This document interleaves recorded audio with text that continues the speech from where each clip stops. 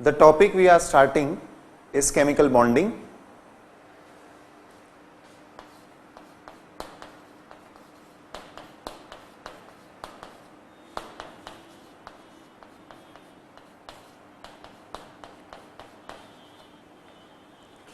सबसे पहले इस टॉपिक में हमें यह समझना होगा कि जितने भी एलिमेंट्स नेचर में मिलते हैं ये हमेशा केमिकली कंबाइंड स्टेट में मिलते हैं। तो what exactly is the cause of chemical combinations? Chemical combinations क्यों होते हैं, और यदि एलिमेंट्स केमिकली कंबाइन होते हैं, कंबाइंड स्टेट में मिलते हैं, तो किस तरह के फोर्सेस एटम्स को आपस में बाउंडेड रखते हैं। यहां से हम इस टॉपिक को स्टार्ट करते हैं। So let us start the topic chemical bonding with the concept cause of chemical combinations. Cause of chemical combinations. Chemically combine होने वाले एलिमेंट्स बहुत अच्छे से हम जानते हैं कि नोबल गैसेस को छोड़कर बाकी सारे एलिमेंट्स केमिकली कंबाइंड स्टेट में मिलते हैं। Noble gases are found in the mono atomic form. Mono atomic form का मतलब है कि ये इनके फ्री एटम्स के फॉर्म में एग्जिस्ट कर पाते हैं। But other than noble gases बाकी सारे एलिमेंट्स, एलिमेंटल स्टेट देखी जाए तो भी वो केमिकली कंबाइंड होते हैं। यदि अदर एलिमेंट्स के साथ में उनका कॉम्बिनेशन होता है तो नेचर में इस तरह के भी मिनरल्स और ये सभी प्रेजेंट होते हैं, एज वी नो वेल। तो what exactly is the difference between noble gas elements and the other elements which are known? Chemical combination का कॉज क्या है? तो लॉजिकली इट्स वेरी सिंपल कि यदि हम कहें कि cause of chemical combination is stability. यदि एक एलिमेंट का एटम स्टेबल स्टेट में है तो it will not undergo any kind of chemical combination. लेकिन वो यदि अनस्टेबल स्टेट में है एटम तो it will have a property to undergo chemical combinations. यदि एटम्स केमिकली कंबाइन हो रहे हैं, नोबल गैसेस केमिकली कंबाइन नहीं हो रहे हैं, तो स्टेबिलिटी का रिलेशन फिर कहां बनता है? सो नाउ वंस अगेन, यदि हम स्टेबिलिटी को इन टर्म देखें तो ये एनर्जी से रिलेटेड होती है। एनर्जी और स्टेबिलिटी का बहुत सिंपल सा रिलेशनशिप है that whenever for a particular system if energy is less than stability is more.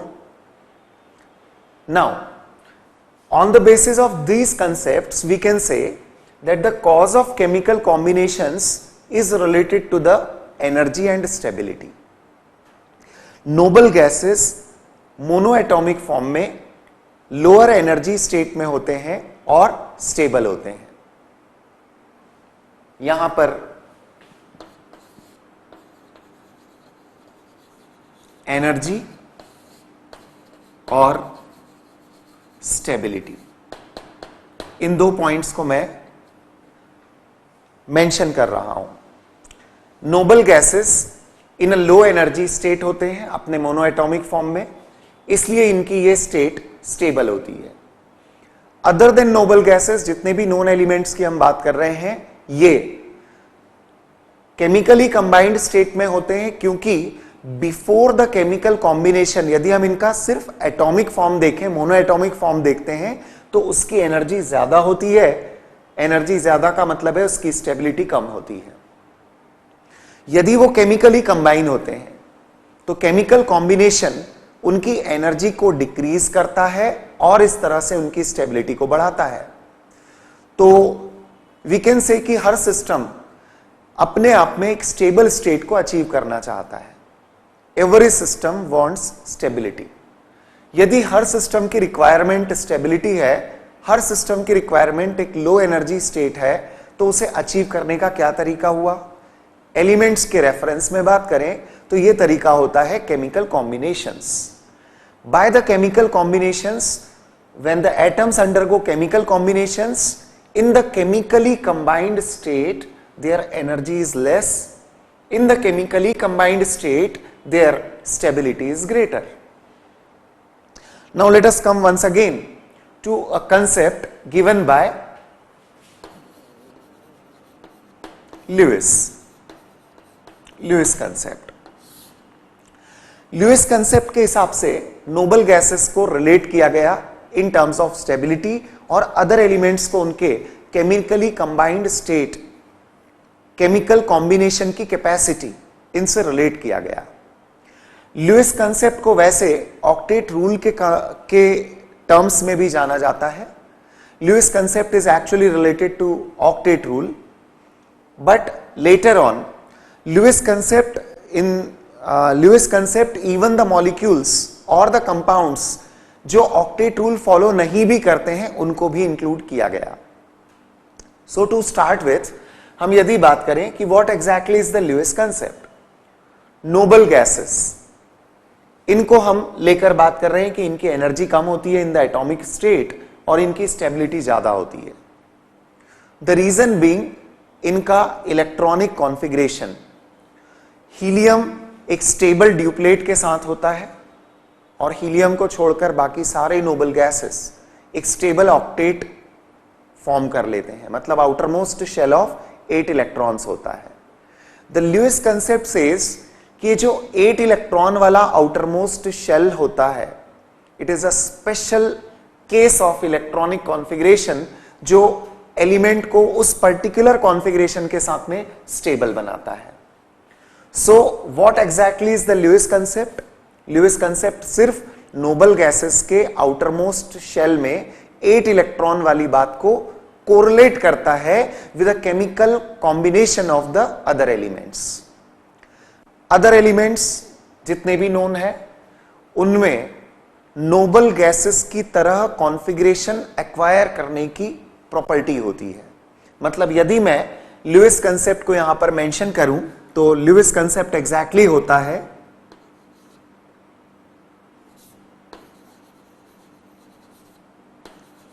every element has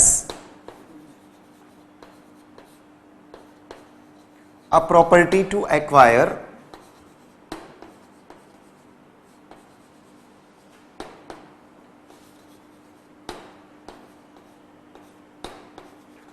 the state of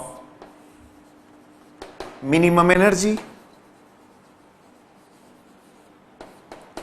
that is maximum stability,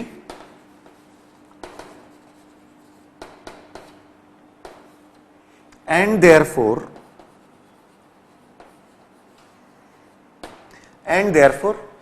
let's continue once again. Every element has a property to acquire the state of minimum energy, that is the maximum stability, and therefore it has a property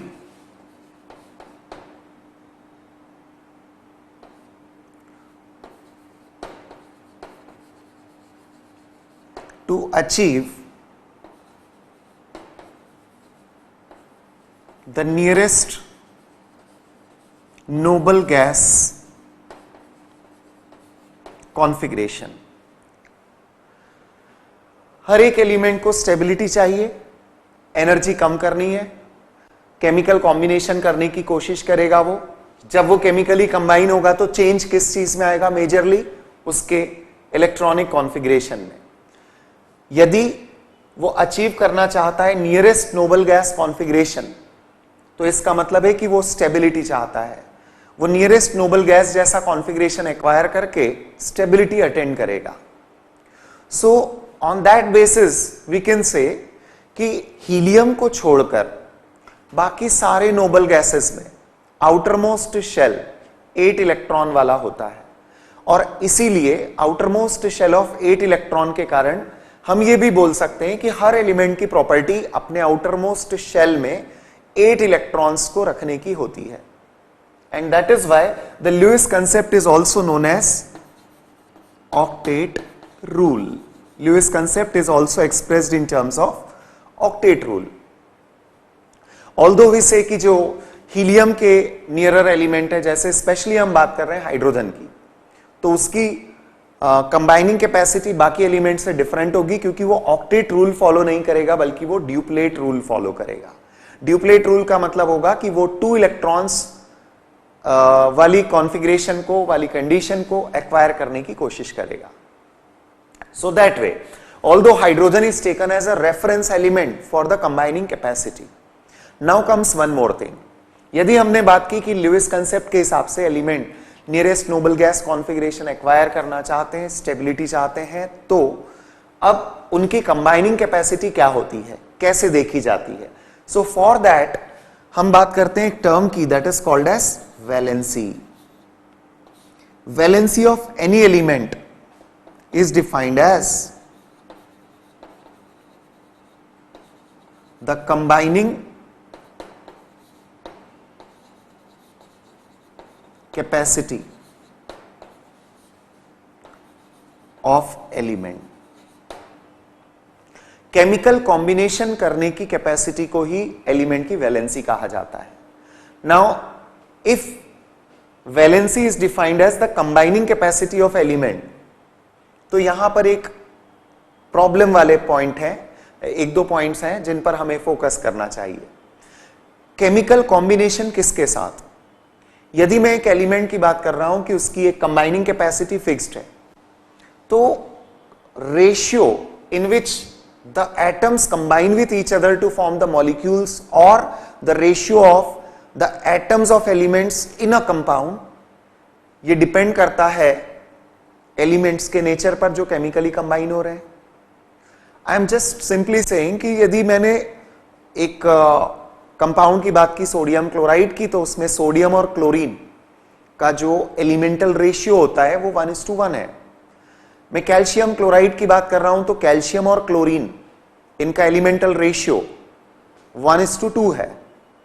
so the same element chlorine is there, but when it is combining with sodium the ratio is different. Sodium और chlorine का ratio अलग है, calcium और chlorine का ratio अलग है। तो इस तरह से कंबाइनिंग कैपेसिटी किसके साथ? We should have some standards, और उसके लिए हम यहां पर मेंशन करते हैं। मेंशन ये करते हैं कि नॉर्मली जो रेफरेंस लिया जाता है वो हाइड्रोजन लिया जाता है। किसी भी एलिमेंट की कंबाइनिंग कैपेसिटी को एक जनरल तरीके से, एक एलिमेंट्री तरीके से बात किया जाए तो उसको हाइड्रोजन से कंपेयर किया जाता है। तो हम यहां पर वैलेंसी का एक फॉर्मूला लिख रहे हैं, valency with respect to hydrogen. When we talk about valency with respect to hydrogen, इसका मतलब कि यदि एलिमेंट जो कंबाइन होने वाला है किसी पर्टिकुलर एलिमेंट के साथ वो यदि हाइड्रोजन हो, तो वैलेंसी ऑफ वेरियस एलिमेंट्स क्या क्या होगा? The formula is very simple. With respect to hydrogen बात कर रहे हैं हम, तो valency is either equal to number of valence electrons और it is equal to 8 minus number of valence electrons. Usually जब हम हाइड्रोजन के रेफरेंस में बात करते हैं तो एलिमेंट्स की वैलेंसीज फिक्स्ड होती हैं। हमने सुना हुआ है कि वेरिएबल वैलेंसीज वाले एलिमेंट्स भी होते हैं। तो वेरिएबल वैलेंसीज जनरली देखी जाती है विथ ऑक्सीजन, हैलोजेंस एक्सेट्रा। यानी किसी एलिमेंट को यदि आपने वेरिएबल वैलेंसी के साथ देखा है तो वो हाइड्रोजन ना होकर ऑक्सीजन हो सकता है, क्लोरीन हो सकता है, कोई और हैलोजन हो सकता है। तो कंबाइनिंग कैपेसिटी डिपेंड करती है कि किस एलिमेंट के साथ में आप कंबाइन कर रहे हैं, उसके अकॉर्डिंग। यहां पर इसलिए बात कर रहे हैं हम valency with respect to hydrogen. तो ये जो पहला फॉर्मूला मैंने लिखा है, it is only applicable for 1 to 4 valence electrons. जब एक एलिमेंट के पास 1 से लगाकर 4 तक वैलेंस शेल में इलेक्ट्रॉन का नंबर है तो उसकी वैलेंसी वैलेंस इलेक्ट्रॉन्स के नंबर के इक्वल होती है। बट जब हम बात करते हैं valency 8 minus number of valence electrons के इक्वल, तो ये होता है 4 to 8 वैलेंस इलेक्ट्रॉन्स के लिए। I mean 4 वैलेंस इलेक्ट्रॉन है तो directly the valency is 4. As we talk about second period elements, second period elements को लेकर कंपैरिजन कर लेते हैं. Lithium forms LiH. That means lithium combines with one atom of hydrogen, its valency is 1, its valence electron is 1. Beryllium has 2 valence electrons, it forms BeH2 compound.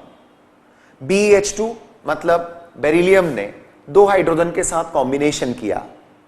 Similarly boron 3, carbon 4, nitrogen 3, क्योंकि nitrogen के पास valence electrons हैं 5. So the combining capacity of nitrogen is 8 - 5 with hydrogen. That is why the compound of nitrogen with hydrogen is ammonia, NH3. Similarly oxygen की बात करें, second period चल रहा है तो lithium, beryllium, boron, carbon, nitrogen, oxygen, fluorine and neon. Valencies कैसे चलेंगी? 1, 2, 3, 4. We have reached up to carbon. Nitrogen में आ गई फिर से 3, oxygen 2, fluorine 1 and neon is 0. 0 valent element. 0 valent मतलब वही केमिकल कॉम्बिनेशन में पार्टिसिपेट नहीं करेगा. We proceed with one more point. यदि मैं valency with respect to oxygen रखता हूं तो एक बात ध्यान में रखनी होगी हमें कि valency with respect to oxygen for many elements fixed भी नहीं होती. एक और तरीके से भी आप इसको समझें, मैं रिपीट करता हूं. हाइड्रोजन के साथ ऑक्सीजन की वैलेंसी 2 है.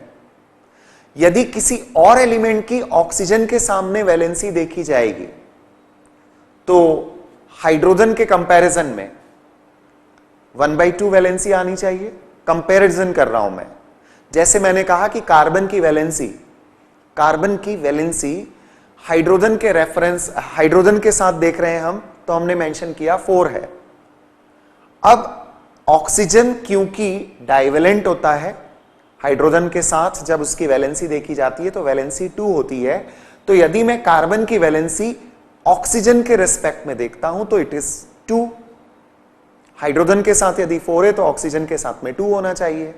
Of course है भी, CO2 एग्जिस्ट करता है, but we also know that a compound CO is also known.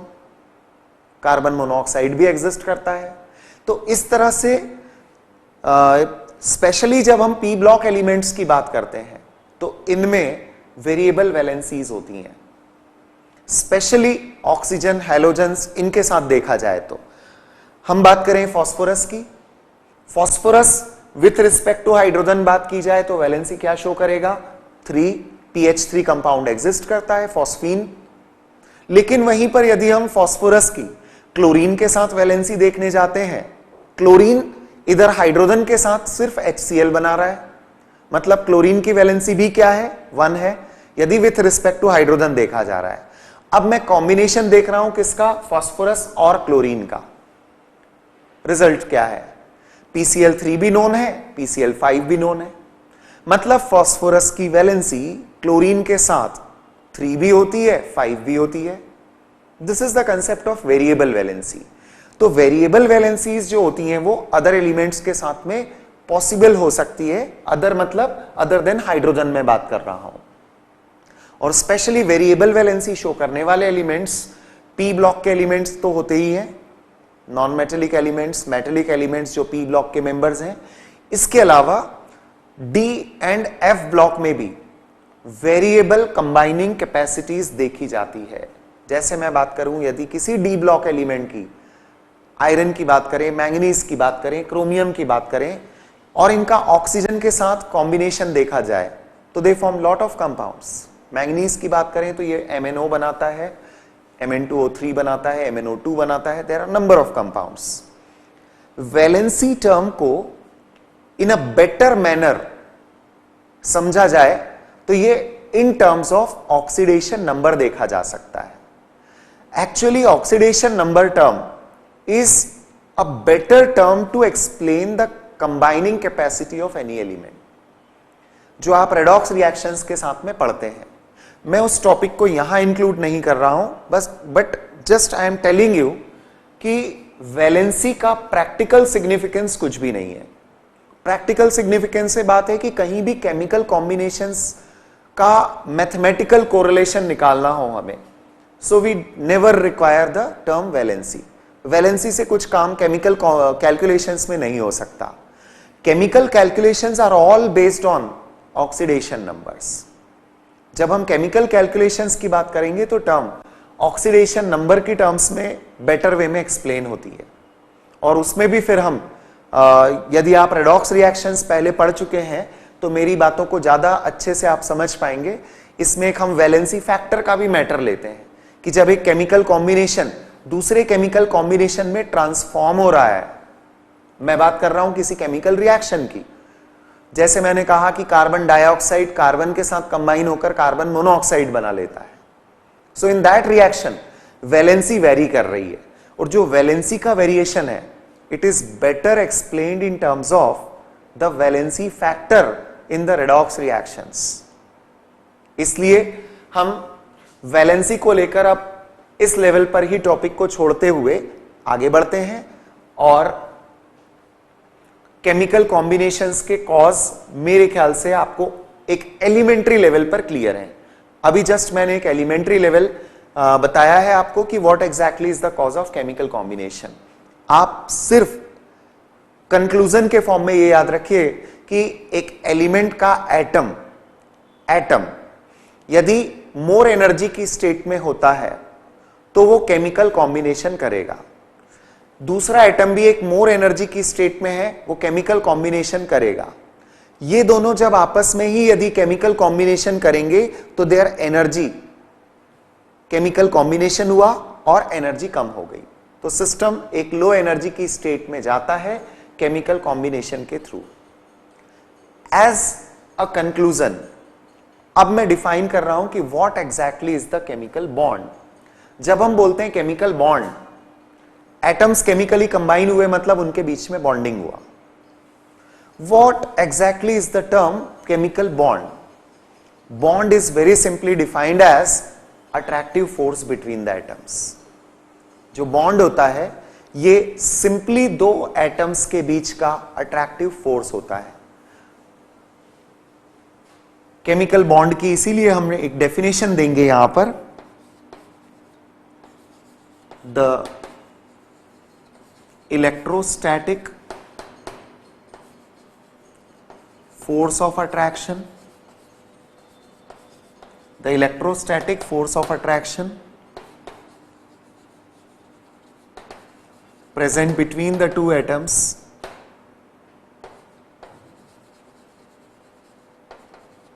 in a compound.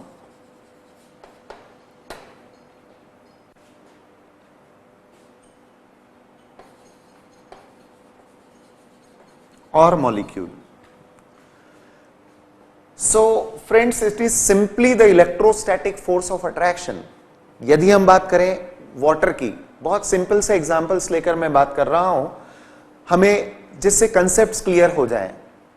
Water की बात करें तो वाटर का फॉर्मेशन क्यों हो रहा है? Why hydrogen and oxygen they are forming the molecules of water. Hydrogen के एटम्स, मैं सिर्फ एटम की बात कर रहा हूं, not even the elemental state. मैं बात कर रहा हूं कि हाइड्रोजन का एटम लिया जाए उसकी एनर्जी ज्यादा है, ऑक्सीजन का एटम लिया जाए उसकी एनर्जी ज्यादा है, they are combining together in the form of water, उसकी एनर्जी उस पर्टिकुलर सिस्टम की अब बहुत कम हो गई।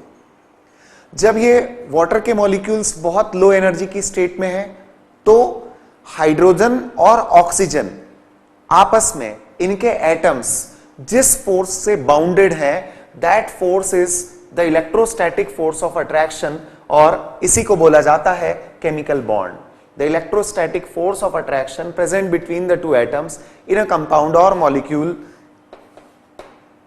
Is called as chemical bond.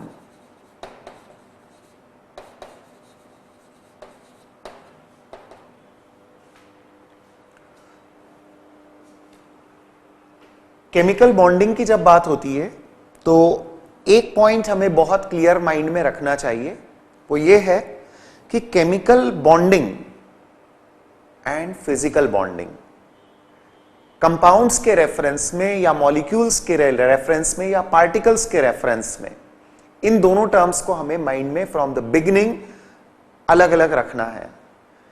अब एग्जैक्टली मैं क्या बोल रहा हूं कि फिजिकल फोर्सेस यानी क्या और केमिकल बॉन्ड्स मतलब क्या, इसमें क्या फर्क है। एक छोटा सा एग्जांपल लेकर हम बात करें कि यदि यहां पर एयर में डिफरेंट टाइप की गैसेस यदि प्रेजेंट है तो क्या होगा। वी कैन से यहां पर कार्बन डाइऑक्साइड भी है, ऑक्सीजन भी है, नाइट्रोजन भी है और अदर गैसेस भी हैं। यदि हम इस एटमॉस्फेयर की बात कर रहे हैं, मैं बात कर रहा हूं यदि ऑक्सीजन गैस की, suppose I am talking about oxygen gas, तो oxygen gas is consisting of the particles called as oxygen molecules. Oxygen के जो मॉलिक्यूल्स होंगे उसमें दोनों एटम्स आपस में जिस फोर्स से बाउंडेड है, a molecule of oxygen consists of two atoms, तो जो फोर्स दो एटम्स को बाउंडेड रखता है वो केमिकल बॉन्ड है।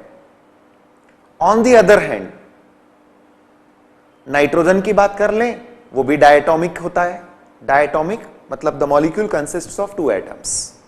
Carbon dioxide is a heteronuclear triatomic molecule. Heteronuclear, different nuclei, उसमें एलिमेंट्स अलग हैं, एक कार्बन और एक ऑक्सीजन एलिमेंट का कॉम्बिनेशन है CO2। अब कार्बन डाइऑक्साइड में कार्बन का एक एटम और ऑक्सीजन के दो एटम्स एक मॉलिक्यूल के अंदर जिस फोर्स से बॉन्डेड हैं, अट्रैक्टेड हैं, उस फोर्स को आप केमिकल बॉन्ड डिफाइन करते हैं। अब दूसरा एक पॉइंट मैं ये बोल रहा हूं जिसको हमें फ्रॉम द बिगिनिंग क्लियर करके चलना है, वो है physical forces. Usually students gate confused in the physical forces and the chemical forces. तो इसीलिए मैं क्लैरिफाई कर रहा हूं यहां पर कि यदि हम फिजिकल फोर्सेस की बात करते हैं तो जैसे मैंने कहा कि यहां पर यदि एयर में nitrogen, oxygen, carbon dioxide type की गैसेस हैं, तो यू जस्ट इमेजिन ऑक्सीजन का एक मॉलिक्यूल और ऑक्सीजन का दूसरा मॉलिक्यूल, या ऑक्सीजन के कुछ मॉलिक्यूल्स, कार्बन डाइऑक्साइड के कुछ मॉलिक्यूल्स, नाइट्रोजन के कुछ मॉलिक्यूल्स, इनके बीच में भी एक अट्रैक्टिव फोर्स होता है। ऑल्दो इन गैसियस स्टेट इसके अदर एस्पेक्ट्स आप समझते हैं आइडियल एंड रियल गैसेस के फॉर्म में। सो वंस अगेन हमारा ट्रैक अलग है।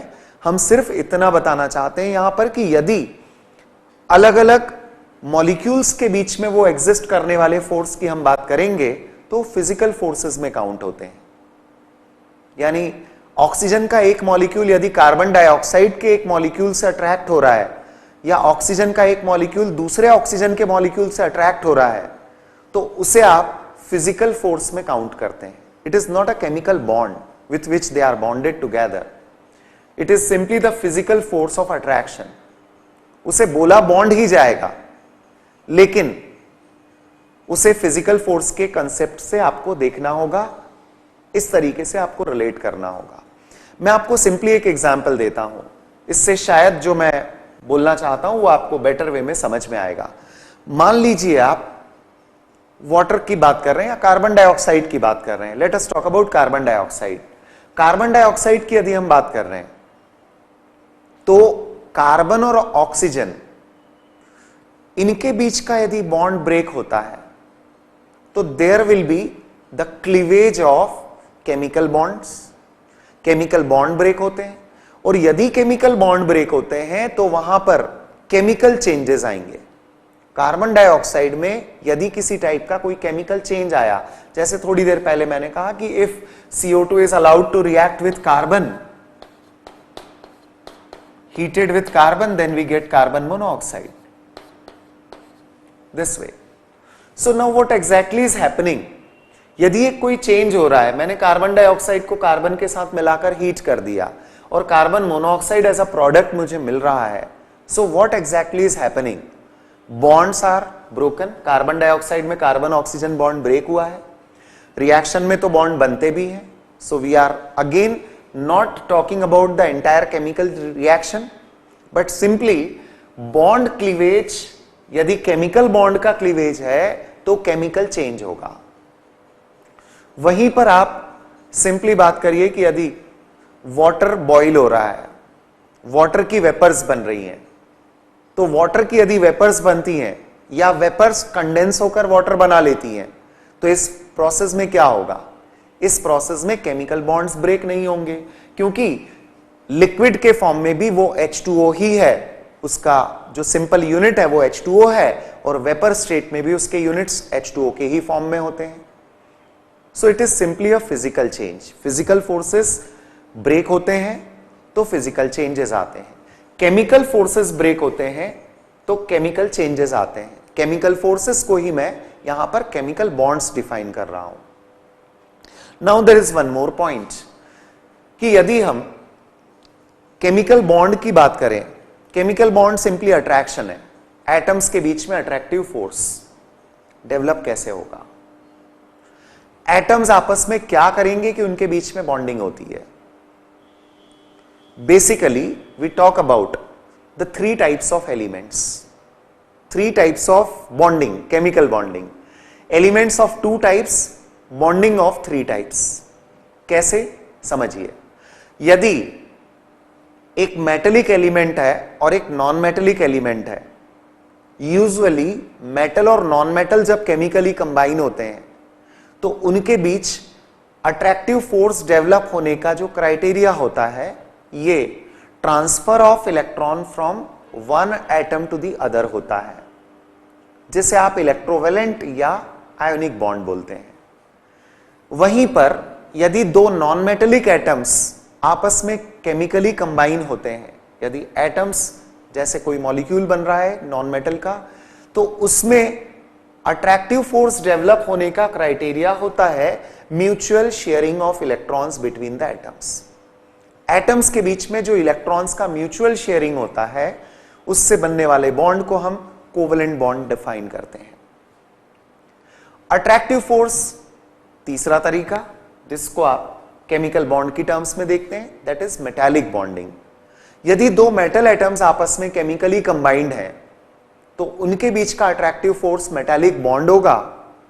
और ये कैसे डेवलप होता है, इसको हम सेपरेटली मेटालिक बॉन्डिंग वाले पार्ट में कवर अप करेंगे।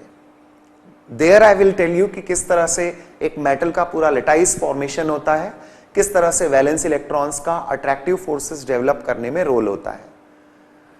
अभी टू स्टार्ट विथ हम 2 टाइप्स पर अभी स्पेशल एम्फेसिस देने वाले हैं, ionic bonding and covalent bonding. So whenever bonding in metals will be discussed, the third type of chemical bonding will also be covered. तो basically हम बात कर रहे हैं कि 2 टाइप के elements, metals and non metals, इनमें बॉन्डिंग के हम 3 टाइप्स पढ़ने वाले हैं, जिसको आप केमिकल बॉन्ड्स में डिफाइन करते हैं। बॉन्डिंग के 3 टाइप्स में एक होगा आयोनिक बॉन्डिंग, एक होगा कोवेलेंट बॉन्डिंग और एक होगा metallic bonding. So with that